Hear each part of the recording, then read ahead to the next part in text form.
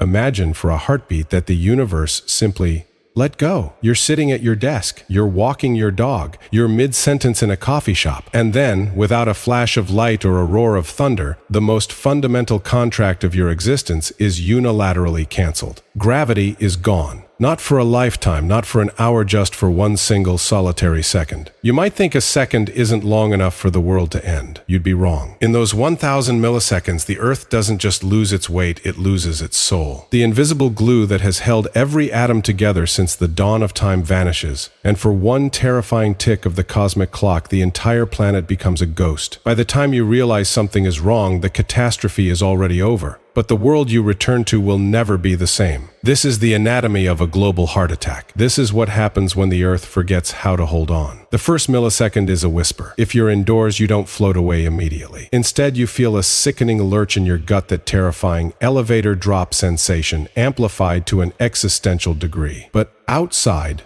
the horror begins instantly. Gravity isn't just what keeps your feet on the pavement, it's what keeps the pavement on the planet. The Earth is spinning at a staggering 1,000 miles per hour at the equator. We don't feel it because gravity pins us to the ride. But the moment that pin is pulled, physics takes its revenge. Anything not bolted to the bedrock begins to travel in a straight line, dictated by the ruthless laws of inertia. Cars on the highway don't just stop, they lift. Pedestrians aren't just confused, they are launched. It's not a slow, graceful drift into the blue. It's a violent, tangential ejection. Imagine a glass of water sitting on a table. In that second, the water doesn't spill, it shatters into a million floating spheres, drifting upward as the Earth continues its frantic rotation beneath it. In the streets, the very dust beneath your feet becomes a suffocating cloud, rising like a shroud. The silence is the most haunting part. There is no wind, no friction, just the sudden, weightless realization that the ground is no longer your friend. While we focus on our drifting cars and floating coffee, a much larger monster is waking up: the atmosphere. We live at the bottom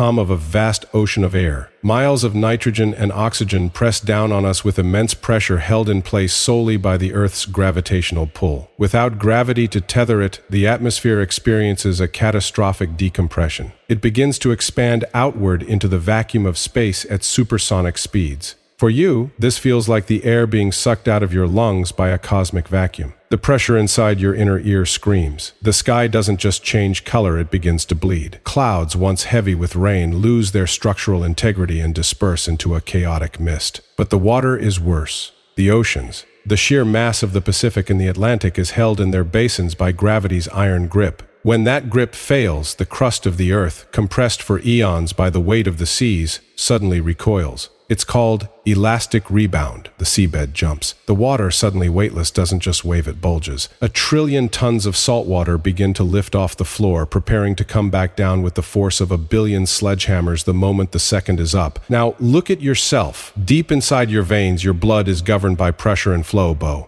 what chi influenced by the constant 1G environment of Earth. In this weightless second, your cardiovascular system panics. The blood that usually struggles to climb from your legs to your heart suddenly surges upward. Your face flushes, your brain feels a spike in intracranial pressure. But the real danger is mechanical. If you happen to be jumping, or if you're in a plane, or even just walking, you are now a projectile. You are moving at the speed of the Earth's rotation, but the Earth is a sphere. As it curves away beneath you, you are effectively being launched into the sky. And then, the second ends. Gravity returns like a vengeful god. This is the moment of the great impact. Everything that drifted up into every car, every person, every drop of the ocean is suddenly reclaimed by the Earth. You don't just land, you are slammed. If you drifted only 2 inches off the ground, the return is a jarring shock. If you were in a car that lifted 5 feet, the impact is a fatal crush of metal and bone. The oceans, which had begun their ascent, crash back into their basins. The resulting tsunamis aren't just waves, they are walls of kinetic energy that rewrite the coastlines of every continent. In a single heartbeat, the atmosphere slams back down, creating sonic booms that shatter glass across entire hemispheres. The planet itself is not immune.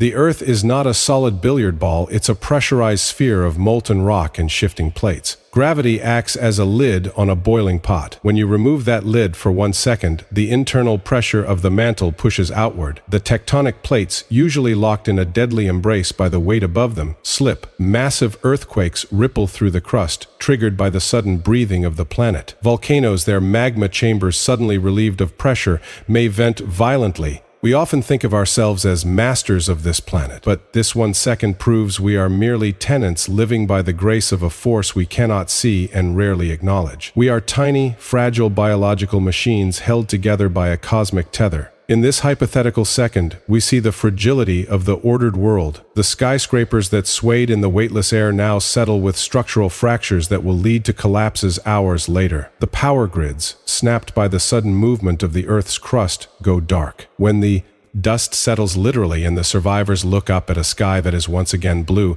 they will feel a sensation they have ignored every day of their lives.